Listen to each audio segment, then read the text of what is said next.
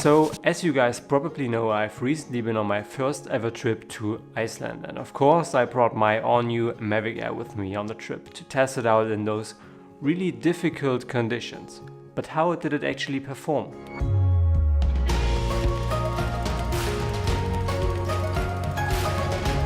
What's up everybody, welcome to another video. My name is Tom and today is all about the travel filmmaking aspect of the MAVIC Air. So I don't want this video to be all about the technical stuff. There are plenty of videos already out there about all the specs of the MAVIC Air, but I want to talk about my experience with the MAVIC Air on my recent trip to Iceland. So if you guys haven't already, just click on the link up here and check out my Exploring Iceland video I've recently put out. It was a really amazing trip. The nature is just beautiful in Iceland. It's something that you probably haven't seen before. It's just unlike anything else. I can't really put it in words because it's just so stunning and just beautiful. But now let's talk about the MAVIC Air, because in my opinion this drone is probably the best 4K drone for travelers and travel filmmakers and even filmmakers in general. Because to make it short, DJI put the best things about Spark and the original MAVIC Pro into just one drone, and they released it for a pretty good price in my opinion, because you can get this thing for under 1,000 euros. And for a drone that can provide such an image quality as the MAVIC Air does, this is pretty good. Because talking about the image quality, it's just amazing, and it's a huge step up from the Spark and even a step up from the MAVIC Pro. Now you have plenty of frame rates and resolutions. You can go up from 1080 up to 4K, and you can choose between frame rates ranging from 24 frames per second up to 120 frames per second in 1080. And this is just amazing. For travel filmmakers, sports filmmakers, this is a huge improvement over the MAVIC Pro, because if I remember correctly, the MAVIC Pro can only shoot up to 60 frames per second, and even the 60 frames per second is in really bad quality. But on the MAVIC Air it looks super crisp. The image quality is great, and to be honest with you, my favorite settings are neither 1080 nor 4K, but 2.7K, because with this resolution the size of your video files isn't that big, but you get a lot more details compared to if you're shooting in 1080.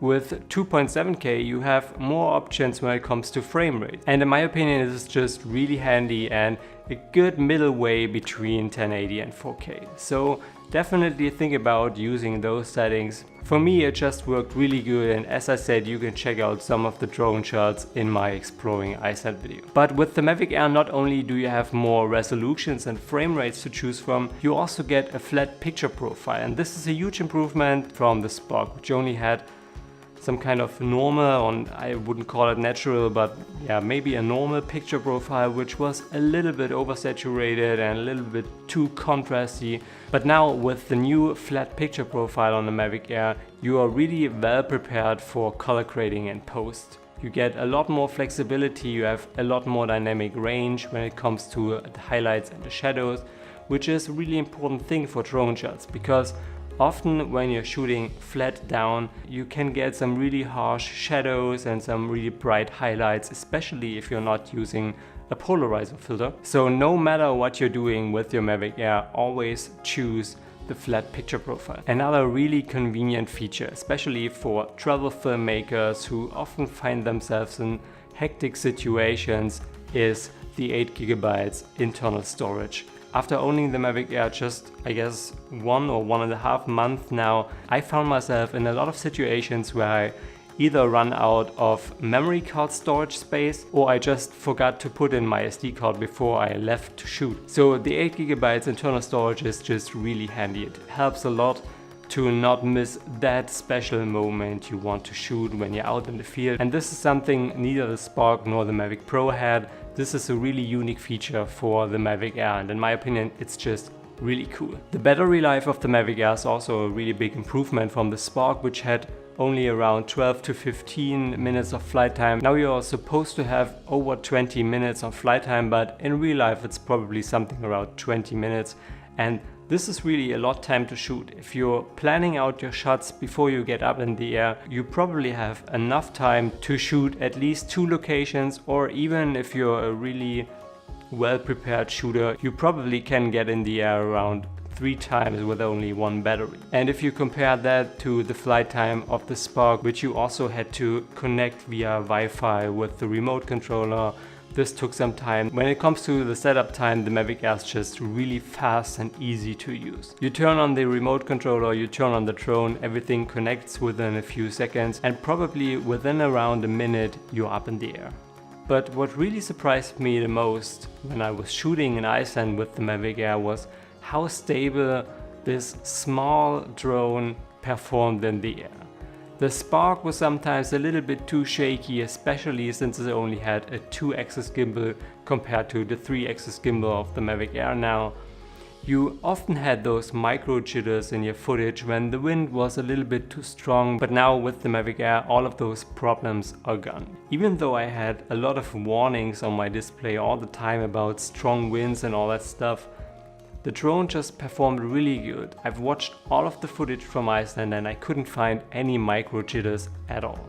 So the gimbal does a really good job and it's a huge improvement over the DJI Spark. So shooting with the Mavic Air in Iceland was a lot of fun. It was a filmmaking tool for me that as I felt I could really trust. But of course there are some drawbacks on the Mavic Air. The flight range is limited if you compare it to the Mavic Pro. But for me personally this is totally fine because I don't feel comfortable flying more than like 300 or 400 meters away, because this drone is so small you definitely don't see it in the air if you fly further away. And in most of the countries in Europe it's actually illegal if you fly a drone out of your sight. Even the new Wi-Fi connecting system works totally good for me. I never had any connecting issues or lost signal stuff. And that happened to me a lot on the DJI Spark. So DJI definitely stepped up their game on the Mavic Air. So is the Mavic Air the best 4K drone for traveling right now on the market? For me, definitely. There's nothing else that compares to it. The Mavic Air has a lot of drawbacks when it comes to the image quality. The Spark just doesn't have 4K, and in my opinion, especially when it comes to build quality, other companies can't really compare to DJI products. So if you're a filmmaker who's traveling a lot and you want to have a drone that can produce high quality images but is just really convenient and compact, and you just can put it in your backpack and you're good to go, definitely check out the Mavic Air. You won't be disappointed. So that's it for today. I hope you guys found this video helpful. If you have any further questions about the Mavic Air or filmmaking in general, please feel free to leave them in the comments. I'm really happy to answer all of your questions. I also made the LUT I created to color grade my Exploring Iceland video available to download for free. So definitely make sure to check it out. The link's in the description.